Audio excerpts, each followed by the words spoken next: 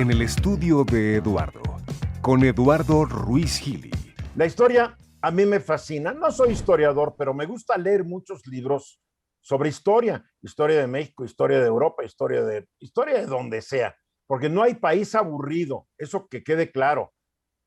Hay países que no conocemos qué ocurrió y tendemos a creer que no ocurrió nada. Claro que ocurrió, no hay país pobre históricamente. Y en México, caray, México es un país con una historia riquísima.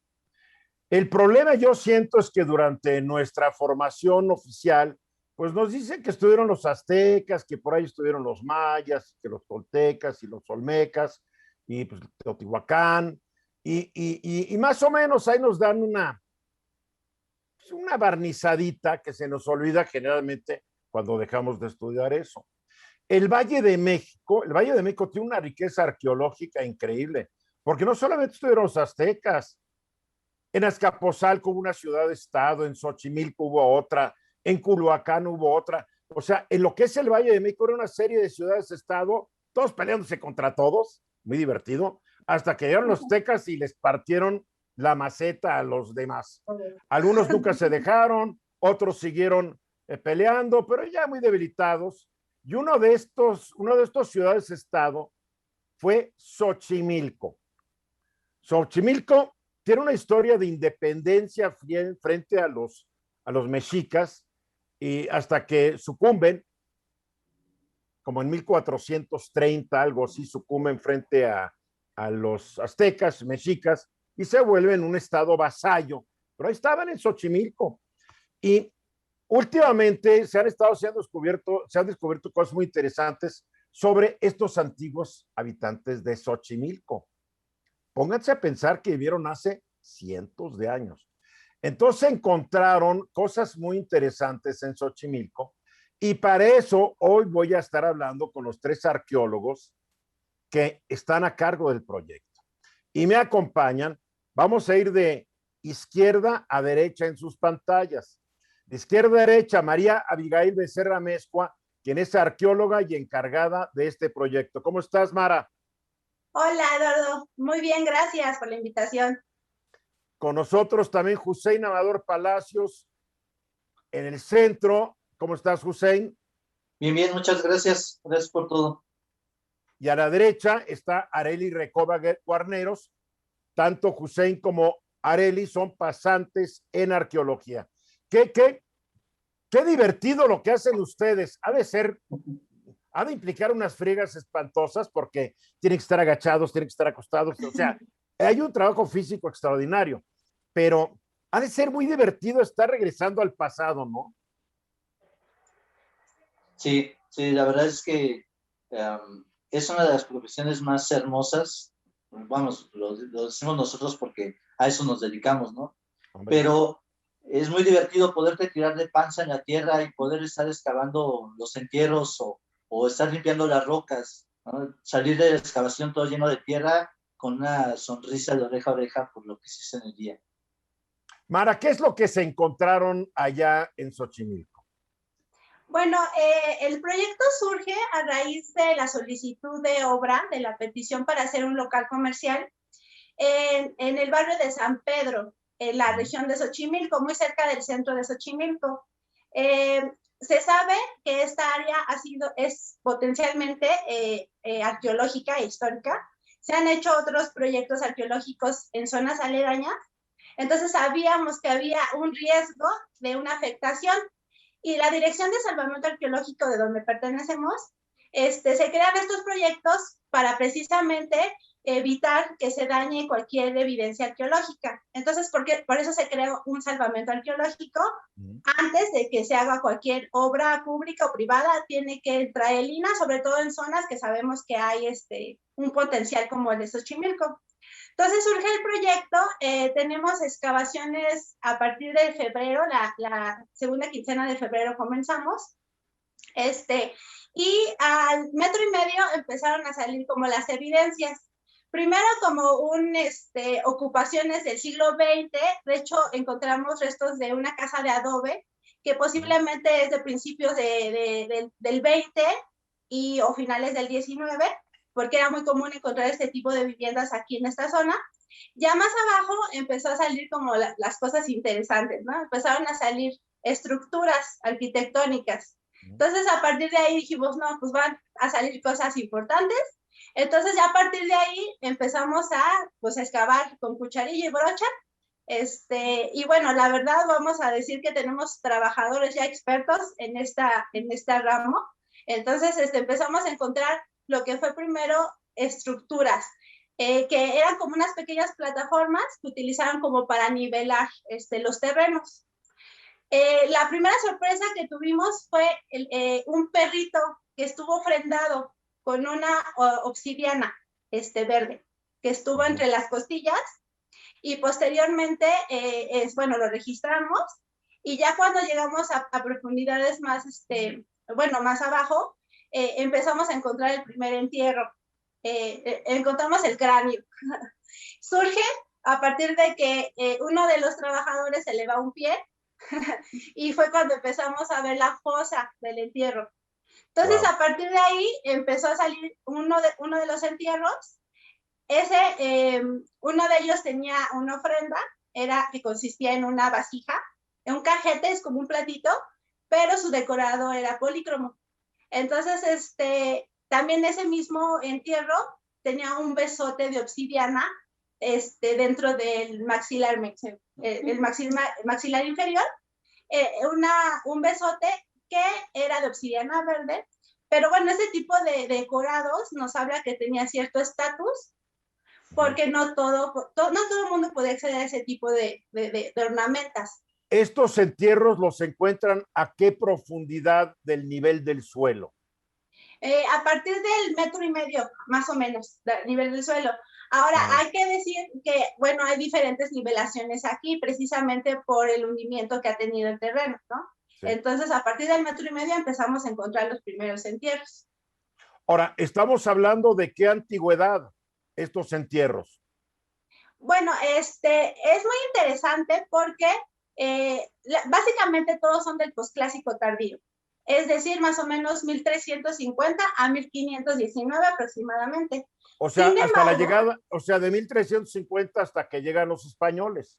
Ajá, sí, exactamente. Sin embargo, está muy interesante en nuestro contexto porque vemos que hay una continuidad de este tipo de rituales funerarios todavía después de la caída de México Tenochtitlán, porque tenemos evidencia que algunos entierros los asociamos con otros materiales que son muy importantes para nosotros, que es la cerámica. Por ejemplo, la cerámica nos da fechamientos, filiación cultural, los cambios estilísticos, la decoración, nos da ese tipo de temporalidades.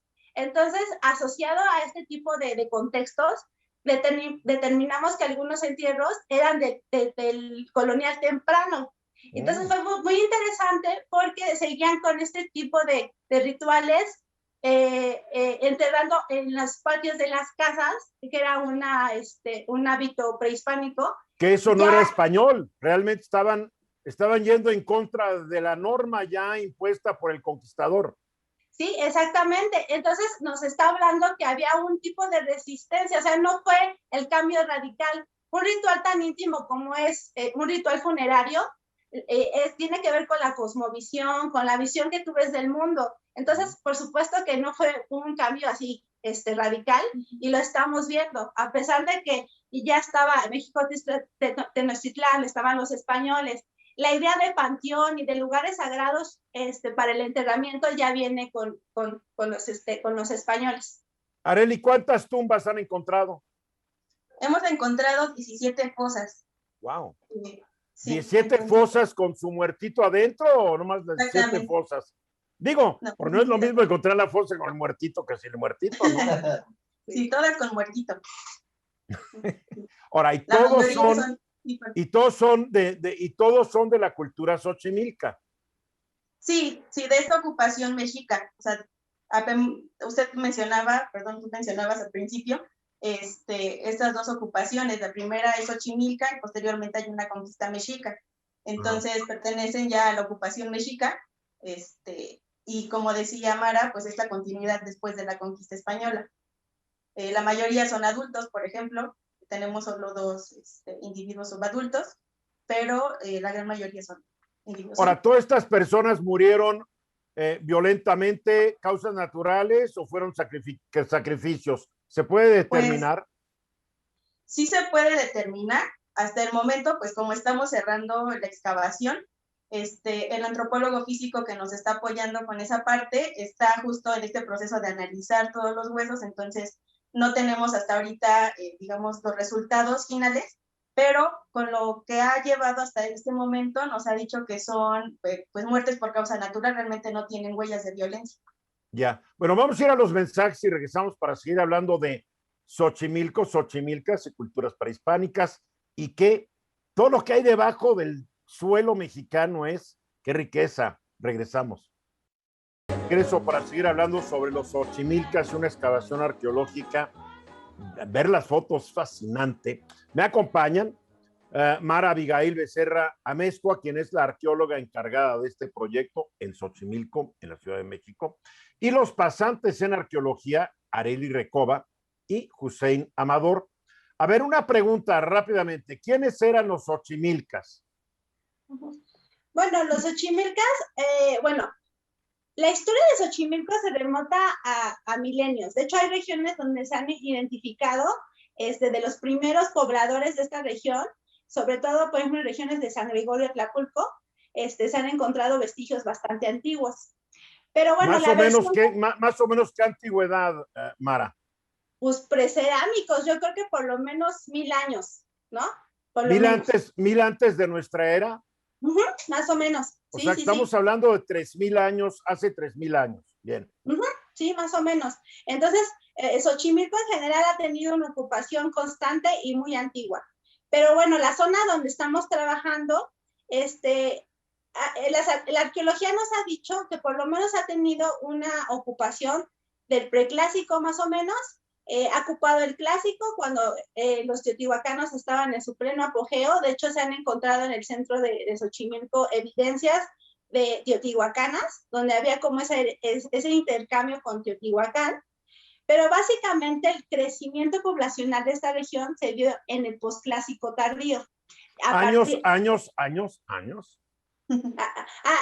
Bueno, de hecho no, posclásico tardío, desde el posclásico, que estamos hablando a partir del 900 hasta 1519. O sea, toda esa ocupación ha tenido esta región donde hubo un aceleramiento de la población y es donde encontramos como la mayoría de las evidencias de esta zona. Ahora, los Xochimilcas eran nahuas, era la etnia nahua que llegaron antes que los mexicas. Sí, son las tribus que vinieron del norte a ocupar la cuenca de México, mucho antes que los que son de la misma, podemos decir tribu nahua, son de la misma, pero bueno, ellos llegaron mucho más temprano en esta zona. Como bien dijiste, Xochimilco fue una región muy poderosa, sobre todo antes del poderío Culhua, por ejemplo, pero como bien dijiste, hubo un momento de conflictos constantes entre el poderío de Azcapotzalco con los de Culhuacán y Xochimilco. De hecho, Xochimilco llegó a ser uno de los enemigos odiados por los tepanecas de Azcapotzalco, ¿no? Entonces, los tepanecas eran los de Azcapotzalco, sí. Exactamente. Entonces, precisamente en esa temporalidad del posclásico, pues hubo una lucha constante por el poder, ¿no? Pero como bien dijiste, llegan los mexicas y pues bueno, se someten todos. Bueno, que los mexicas utilizaron muy bien esas alianzas, ¿no? Con otras regiones como los de Azcapotzalco, los de Culhuas, y así se lograron hacer lo que fueron, ¿no? Aparte que fueron grandes guerreros, ¿no? De hecho, hasta se temía mucho. Xochimilco llegó a tener una ocupación hasta regiones de Morelos, por ejemplo, ¿no? Sí, leía yo eso.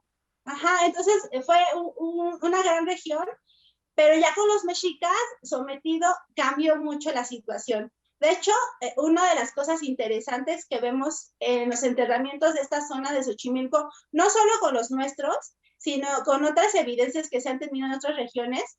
Por ejemplo, había mucha desnutrición, había mucha muerte de niños antes de los 3 años, había como mucha muerte infantil. y precisamente se dice que precisamente por la nutrición. ¿Por qué? Ahora, pero curiosamente ellos inventaron la chinampa, ¿no? Exactamente, exactamente. A pesar de que Xochimilco fue una región rica en recursos, o sea, pero ¿a quién se iba todo ese recurso? Pues a las ciudades de Tenochtitlán, ¿no? Entonces, eso es lo que estaba pasando. Ya. A ver, vamos a los 17 entierros. Hussein, yo veo fotos y como que muchos están en posición fetal, pero tú me dijiste hace rato, no todos. Y que eso es lo que hace interesante esta serie de zona funeraria, vamos a decir, necrópolis Xochimilca. ¿Por qué es interesante la diferencia entre las posiciones de los restos humanos? Sí, aquí la parte interesante en esta excavación es que los primeros entierros que encontramos vienen en posición fetal, recargados en la espalda. Este entierro que te mencionaba Mara hace rato, con una vasija y con el besote, que es una cuenta, una figura que va en la parte inferior de la boca, que entra por la boca y sale hacia la barbilla. Este tipo de elementos y de formas de enterramiento son netamente prehispánicos. Sin embargo, como mencionábamos hace rato, es la época de la transición de la época prehispánica a la época colonial, ¿no? La caída de Tenochtitlan, y aunque ya está cayendo Tenochtitlan, aquí se sigue presentando ese tipo de elementos funerarios prehispánicos. Sin embargo, tenemos un individuo que ya se encuentra en una posición extendida, a diferencia de los demás que se encuentran en una posición netamente prehispánica, ¿no? Con ese tipo de enterramientos que están viendo hacia el norte o que están viendo hacia el oeste, que están acostados en posición fetal recargados en su espalda. Ese ya se encuentra en una posición extendida, y además a ese mismo nivel lo encontramos material mayólico, ¿no? Que ya es colonial netamente, o de esa época, lo cual nos da esa indicación de la transición de esta cultura o de esta idiosincrasia de enterrar a sus muertos de una forma a otra. Sin embargo, como es esta transición, todavía siguen enterrándolos aquí en su predio, aquí en el patio, no están siendo llevados a un campo especial como Panteón o Campo Santo, ¿no? En donde sean enterrados todos masivamente de la comunidad, se los siguen enterrando dentro de sus localidades. Arely, los enterraban en sus casas, ¿no? Así es.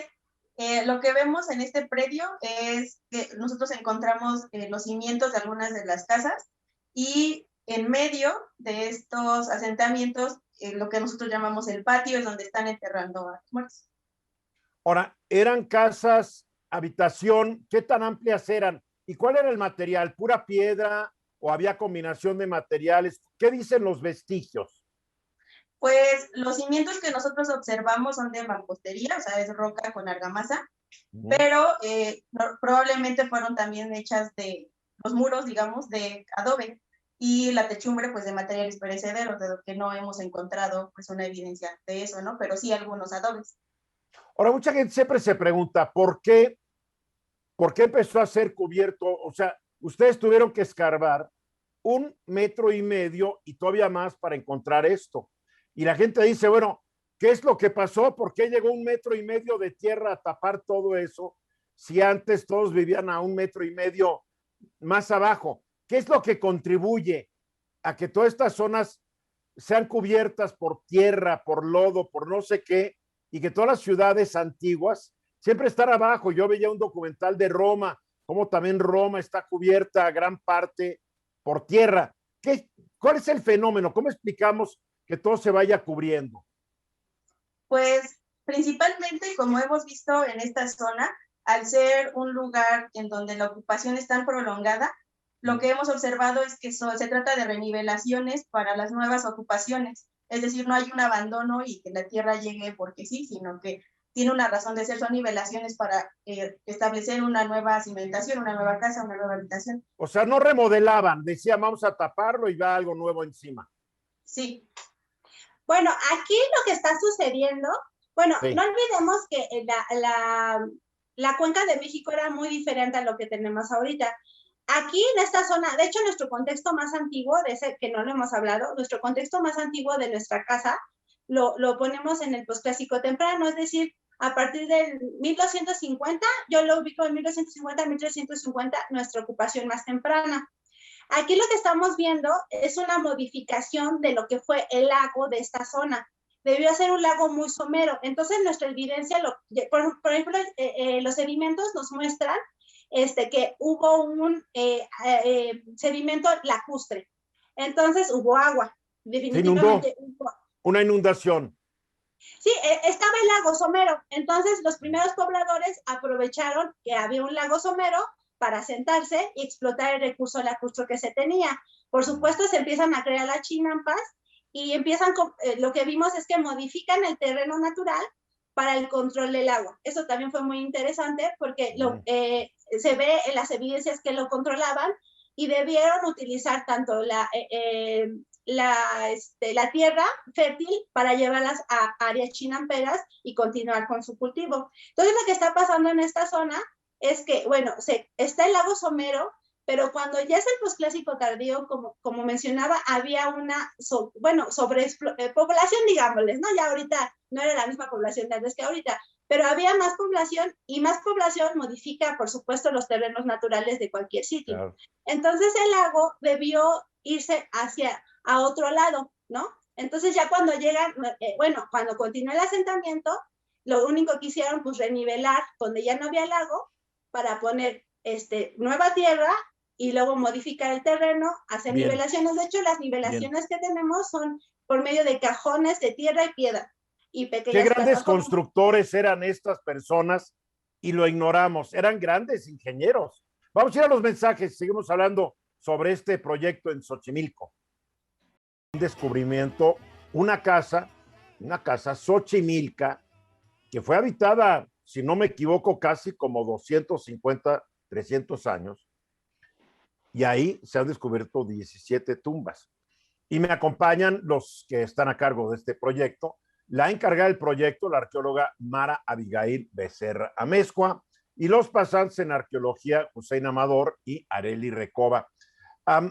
Una pregunta, ahorita están ustedes trabajando en lo que se llama el rescate de esta zona, porque se va a construir algo encima. O sea, ustedes sacan todo y después ya se construye algo encima y adiós el sitio, las paredes, los pisos que construyeron los Xochimilcas se van a quedar abajo. Pues sí, a ver, es que hay tres modalidades en investigación arqueológica. Lo que sería la investigación, como en estos casos del Templo Mayor, Teotihuacán, en donde constantemente se hacen investigaciones y ya se tienen al tanto constantemente, vamos. Ajá. Lo que es salvamento que estamos haciendo nosotros, en donde entramos a hacer el salvamento del sitio arqueológico para ver si hay algo, se sacan los elementos, los entierros, las piezas, todo eso, pero las estructuras, pues no las podemos quitar. Entonces lo que hacemos es sacar el registro de las evidencias arquitectónicas. No nos interesa nada más el muerto por sí, ¿no? O la olla de oro, como muchos dicen, o las fuentitas, no, nos interesa el contexto. ¿Qué es lo que está pasando en el lugar? Tanto la foto y el dibujo, las medidas y todos los elementos que se encuentran ahí nos van a dar a nosotros la historia de lo que estaba sucediendo. Eso es lo que nosotros nos llevamos. Obviamente la arquitectura, lo que hacemos al final es poner una tela de geotextil para dejar bien cubiertas las estructuras arquitectónicas. Se les pone después una capa de arena o tepetate y entonces ya se puede rellenar esas excavaciones y se puede construir arriba. Obviamente hay normas que se les da a las personas que van a construir, ya sea una casa o lo que vayan a construir, se les da ciertas normas y se trabaja, desde la excavación se trabaja junto con ellos, ¿no? En la medida en que ellos nos dan los planos, sabemos hasta cuánto piensan ellos bajar en su construcción, qué es lo que van a hacer. Entonces, todo eso nos va a permitir a nosotros hacer un proyecto de excavación y saber hasta cuánto tenemos que bajar y poderles decir, ok, esta área es de mucho cuidado, acá no tienes ningún problema, puedes entrarle con todo. Entonces, es un trabajo en conjunto con la gente que va a construir. ¿Y qué van a poner encima ahorita? ¿Cuál es el proyecto? ¿Qué van a desarrollar encima de esta zona? Van a poner un local, parece que va a ser una farmacia. A ver, una pregunta. Yo he viajado, he tenido la dicha y el privilegio de poder viajar. Y, por ejemplo, en la ciudad de Marsella, que hay una gran presencia, lo que llaman los galorromanos, o sea, hay mucha ruina romana. Un centro comercial lo construyeron por alrededor de las ruinas. Uno entra al centro comercial allá en Marsella y están las ruinas o sea, no las taparon, las dejaron. Y si no me falla la memoria, ya ni me acuerdo de qué ciudad, por ahí lo tengo apuntado.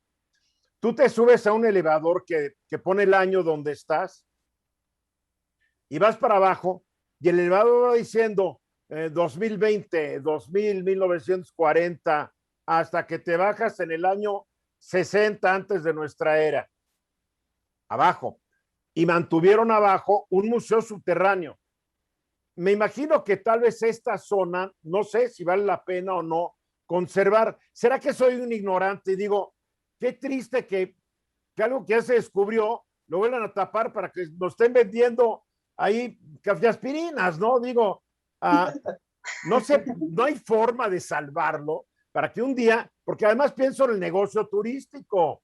El país necesita divisas, de que la gente llegara, los vamos a llevar a una farmacia, y a una farmacia hay un elevador y ahí están ustedes regresando 700 años. No sé, son ideas que tengo que tal vez estoy totalmente disparatado. ¿Se puede o no se puede? ¿Se debe o no se debe? Tal vez hay tantos sitios que no se puede. Ustedes contéstenme. Se ha hecho, de hecho sí se han hecho. Por ejemplo, hay el hospital de rehabilitación, por ejemplo, el que está por Huipulco, también se encontraron estructuras prehispánicas y se adaptaron a la arquitectura del hospital, por ejemplo. Entonces, sí se ha hecho. Por supuesto que se tiene que sentar a la mesa pues todos los involucrados, ¿no? Tanto el instituto como los particulares, la misma delegación en algunos casos. Entonces, por supuesto que se puede hacer, es cosa de pues plantearlo y definir los costos, porque pues como todo es dinero, ¿no? Claro. y eso genera, eso es, sobre todo no tanto la construcción, sino el mantenimiento, ¿no? Eso es lo más importante, porque no solo poner por poner, sino que tenga un mantenimiento, porque después se deja y la verdad se descompone. Es cierto, es cierto. El mantenimiento no es una parte de nuestra cultura mexicana, la verdad. Ajá. Sí, sí. Entonces, más bien es eso. Son los costos del mantenimiento y se tienen que valorar todas esas cosas, esas cuestiones. Y tal vez el sitio no vale la pena, ¿no? O sea, yo no sé, tal vez no tiene la riqueza arquitectónica o ciertas características que uno quiere mantener. Tal vez aquí lo prudente es, bueno, como ya nos decía Hussein, lo tapas, lo cierras y sabes que ahí estás, totalmente registrado para la posteridad, y quien quiera saber del sitio, pues lo va a encontrar en un acervo digitalizado impresionante, me imagino, ¿no? Todo está fotografiado, todo está medido en videos, digo, hay una riqueza documental impresionante. Sí, sí, sí, así es. Sí, y mira, por ejemplo, entre otros, las estructuras que están abiertas a todo el público y que miles de personas pasan al día por ahí, y que a lo mejor ya pasas tan normal cada día que no nos percibimos de él, es la pirámide que está en Pino Suárez, ¿no?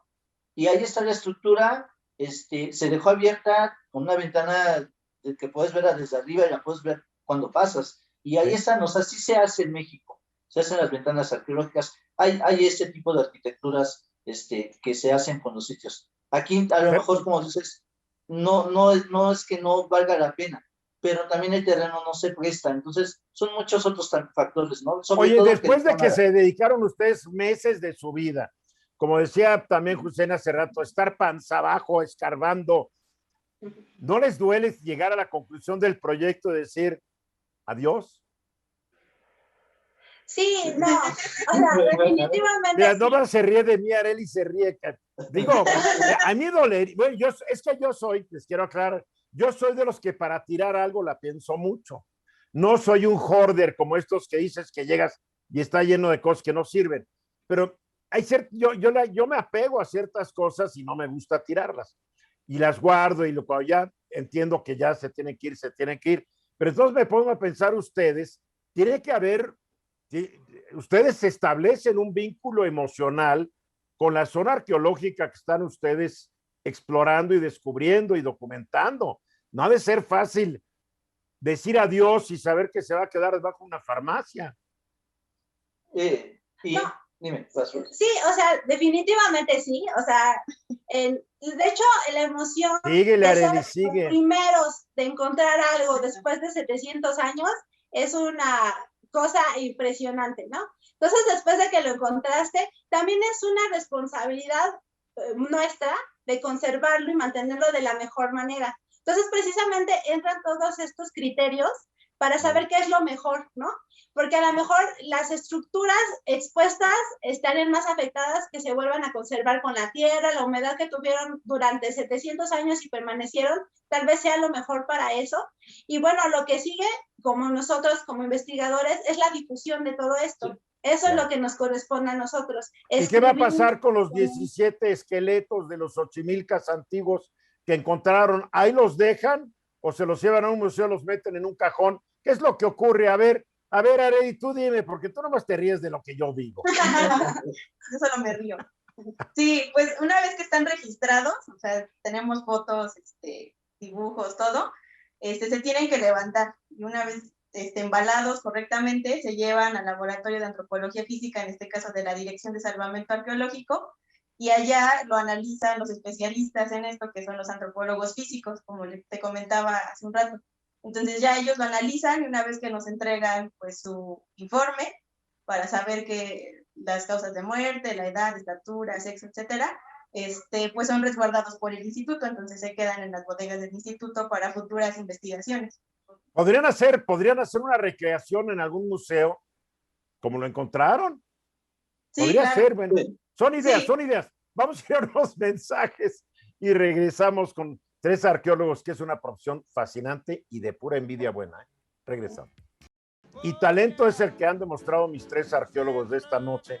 Mara Abigail Becerra Mezco, quien es la encargada del proyecto de rescate y de investigación de esta casa panteón, vamos a decirlo así, en Xochimilco, y 2 pasantes en arqueología que la han estado acompañando en esta aventura, Arely Recoba Guarneros y Hussein Amador Palacios.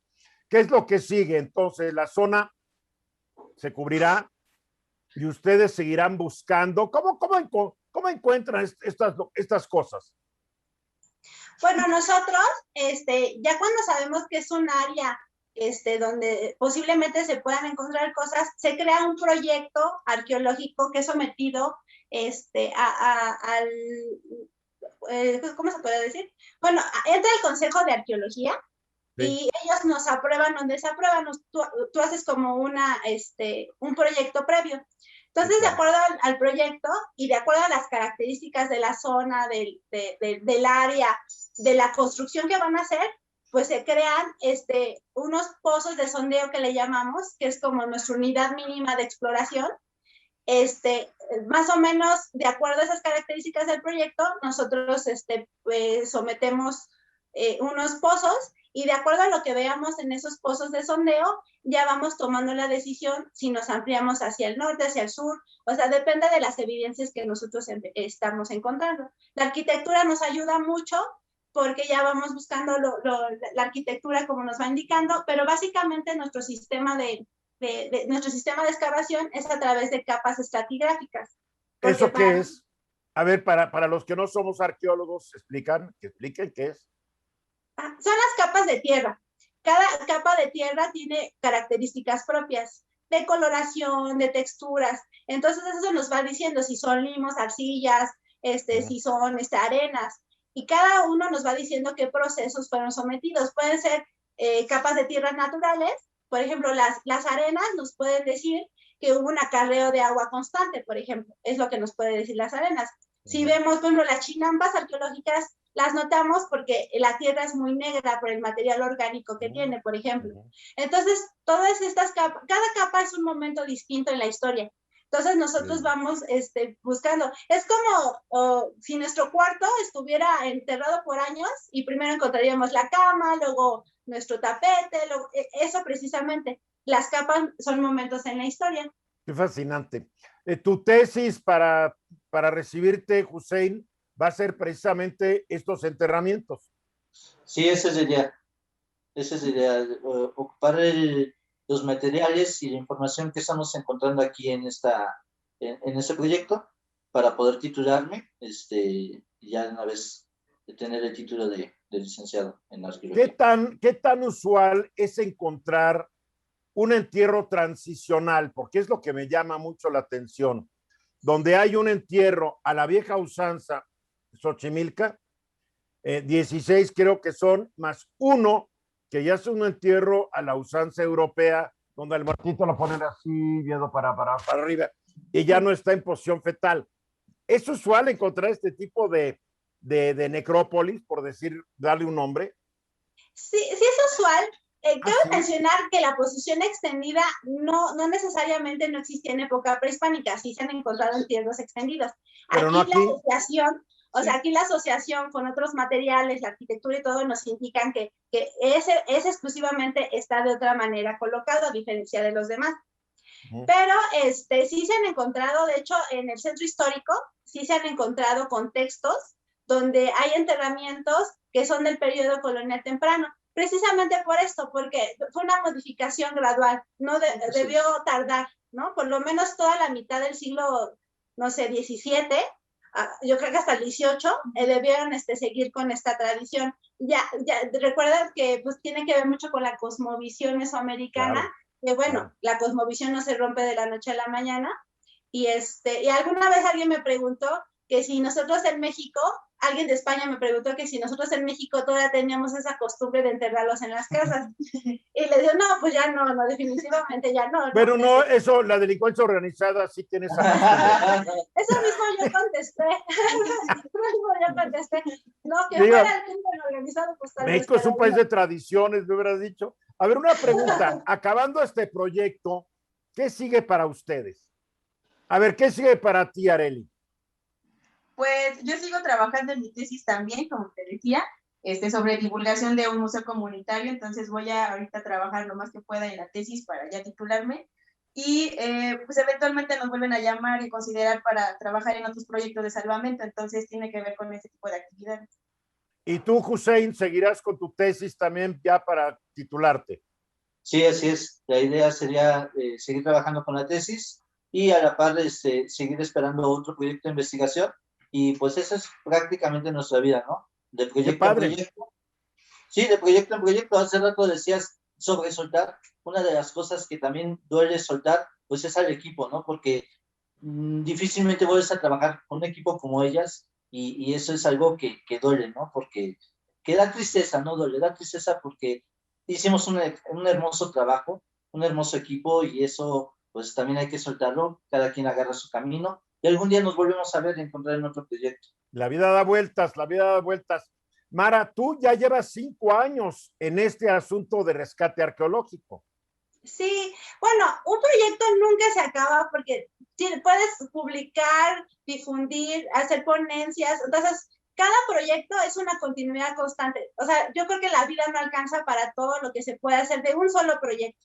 Entonces, la verdad, hemos tenido la fortuna de que empieza un proyecto y sale otro proyecto, entonces ahora sigue otro proyecto con nuevas informaciones y nuevas cosas que se pueda plantear. Entonces lo que falta más bien es tiempo, ¿no? Porque uno quisiera escribir más de lo que a veces tiene tiempo, pero bueno, nunca se acaba. Nunca ahora, tú te has especializado en rescates en la zona de Xochimilco y en el centro histórico de la Ciudad de México.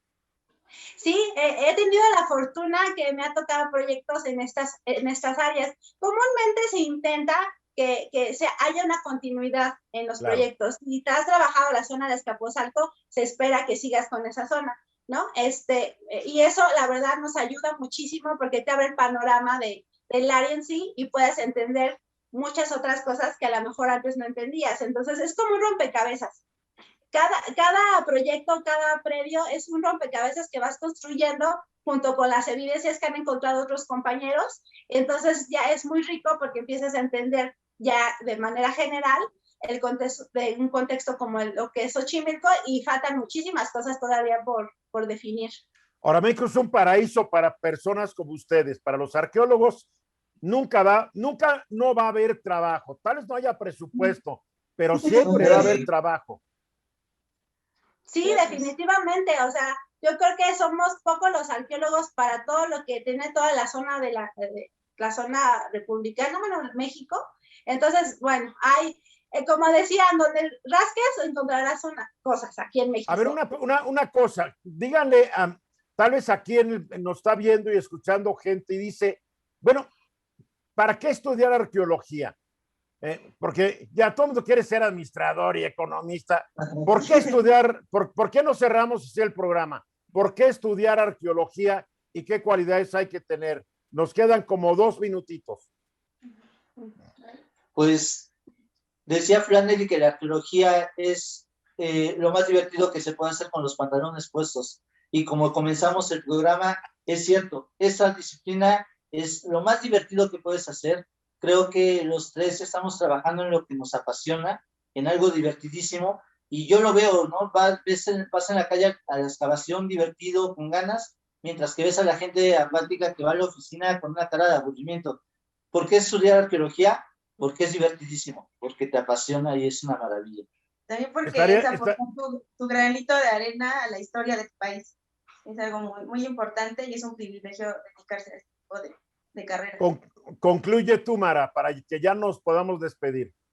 La arqueología tiene una función social muy importante, tal vez no se tenga como claro, así como un médico, tal vez diga, no, así también tiene la arqueología porque nos da claridad de nuestra identidad como mexicanos, y eso, a partir de eso se genera muchas otras cosas del presente y entiendes muchas otras cosas. Además, la Escuela Nacional de Antropología e Historia, la ENA, donde ustedes estudiaron, es una de las grandes escuelas para estudiar arqueología en el mundo. Así es. Sí, es Muy una bien. de las mejores, una de las mejores. Bueno, pues a mí nomás me queda agradecerles porque cuando hablo con gente como ustedes aprendo mucho y la idea es aprender porque nunca es tarde para aprender algo nuevo. Yo les agradezco mucho que me hayan acompañado, a Arely Recoba Guarneros a la derecha de su pantalla, Hussein Amador Palacios allá al centro, pasantes en arqueología, y a Mara Abigail Becerra Amezcua, quien es encargada, es arqueóloga y encargada de este proyecto interesantísimo en Xochimilco. Lo que ustedes han hecho nos permite saber mejor cómo vivían y cómo morían nuestros ancestros xochimilcas. ¿O me equivoco o no? No, definitivamente.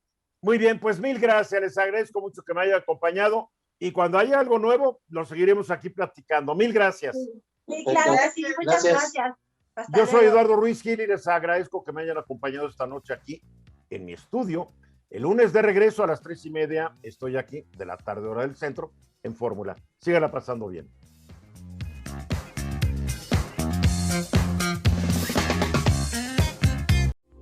Esta fue una producción de Grupo Fórmula. Encuentra más contenido como este en radioformula.mx.